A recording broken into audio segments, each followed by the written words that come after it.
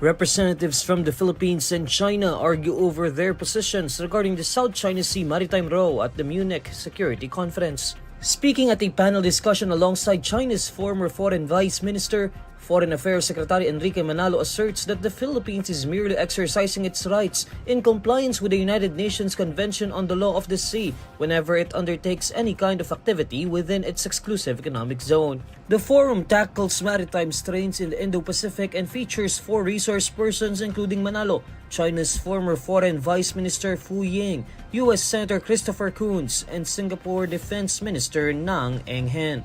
Moderator Lin Kuok starts the discussion by tackling the military cooperation between the United States and the Philippines, particularly Washington's commitment to the Mutual Defense Treaty.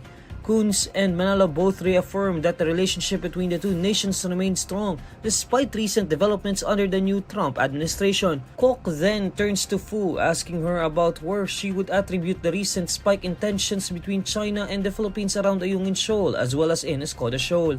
According to Fu, in spite of the flashpoints over the years, there has not been a war in Asia. After the end of the Cold War, she says the whole region had a very strong consensus of one common objective, which is to develop the economy and maintain peace and stability. She says the South China Sea dispute was nothing new, but Beijing became concerned when Washington started to pay attention to the issue.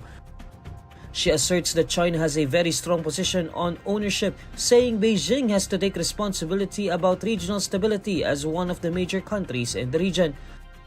Kuok then asks Manalo if she agrees with Fu's perspective that it was quite peaceful in the South China Sea. While there is no conflict, Manalo says there are certainly high tensions and the potential for the tensions to even rise further. Without naming China, Manalo says countries who reinterpret international law or apply their own domestic laws to certain areas and try to enforce them leads to further tensions. Manalo notes that the only way forward was for countries that have signed on agreements such as UNCLOS to abide by the provisions of the deal. Otherwise, he warns that the rich and the powerful are in the position to assert their own laws against weaker countries and create greater tension. When asked whether he agreed with the assessment that the Philippines had been too forward-leaning in pushing back against China despite its rights, Manalo says he could not agree with that. Fu points out that China cannot agree with the Philippines' occupation of Ayungin and Escoda Shoal, insisting it was a violation of the 2002 Declaration on the Conduct of Parties in the South China Sea. Fu previously served as Chinese ambassador to the Philippines. Over the past years, the Philippines encountered multiple instances of harassment within its exclusive economic zone, primarily involving Chinese maritime forces, especially during resupply missions to troops stationed at atolls within the country's territorial waters. China's so-called 10-dash line asserts sovereignty over nearly the entire South China Sea, in the process encroaching on the exclusive economic zones of the Philippines, Vietnam, Brunei, Indonesia, Malaysia, and Taiwan. Oil companies are increasing the prices of petroleum products by almost 1 peso a liter on Tuesday, February 18. In separate advisories on Monday, February 17, Sea Oil and Petrogas say the prices of gasoline and diesel will rise by 80 centavos per liter. The prices of kerosene will also inch up by 10 centavos a liter. Department of Energy Oil Industry Management Bureau Director Rodela Romero earlier said the upward movements in pump prices could be attributed to the increasing Middle East tensions and the intensifying sanctions of the US to Iran and Russia. Last week, fuel prices were slashed by as much as 30 centavos per liter. PHIVOLCS records a minor phreatic eruption at Taal Volcano on Sunday, February 16. In a bulletin on Monday, February 17, PHIVOLCS says the 4-minute steam-driven eruption on Sunday morning generated a 2,100-meter plume that drifted westward. The volcano emitted 407 metric tons of sulfur dioxide during the same monitoring period. PHIVOLCS also records 2 volcanic earthquakes on Sunday, including a volcanic tremor that lasted 1 hour and 31 minutes. Taal Volcano remains under Alert Level 1, indicating low-level unrest. Under this alert level, steam-driven or gas-driven explosions, volcanic earthquakes, minor ashfall, and the dangerous accumulation or release of volcanic gases remain possible, according to PHIVOLCS. Entry into the Taal Volcano Island and flying any aircraft close to the volcano remains prohibited. Taal Volcano also had a minor phreatic eruption on Saturday, February 15, which lasted 3 minutes and 27 seconds.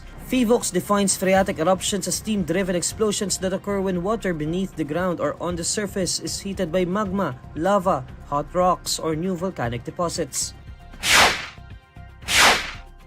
Former Vice President Leni Robredo says her account on X, formerly Twitter, was hacked. In a post on Facebook, Robredo advises the public to ignore posts from her X account while she tries to regain access to it. Comments on her Facebook post show screenshots from netizens of Robredo's X account posting about cryptocurrency. In a separate post, Robredo's daughter, Aika, warned social media users that a tweet from the former vice president's account is not coming from Robredo herself. Aika also shares a screenshot which shows Robredo's X account is advocating for fairness and integrity in the crypto community. As of 12 noon Monday, February 17, the posts about crypto are no longer seen on Robredo's X account.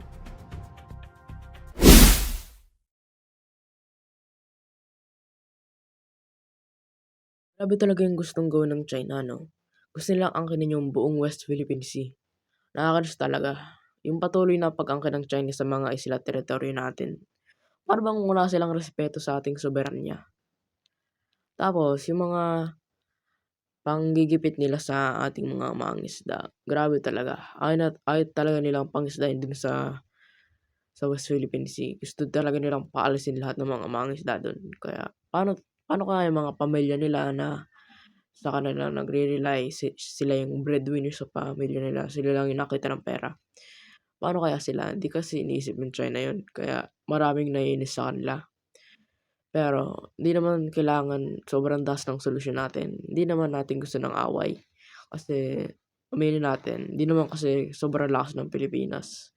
Kasi lagi tayong nahingi ng tulong sa ibang bansa katulad ng Amerika. Hindi din tayo gaano kalaki para makipaglaban. Ang kailangan natin dito ay diplomatic efforts ng gobyerno para ma-resolve ang issue na 'to.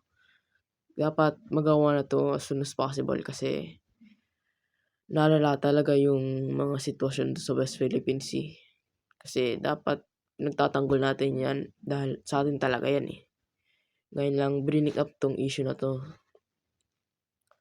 Kailangan nating magkaisa dito, suportahan natin yung gobyerno natin tsaka mga leader. Kaya huwag tayo magpapa-suppress diyan sa China na 'yan.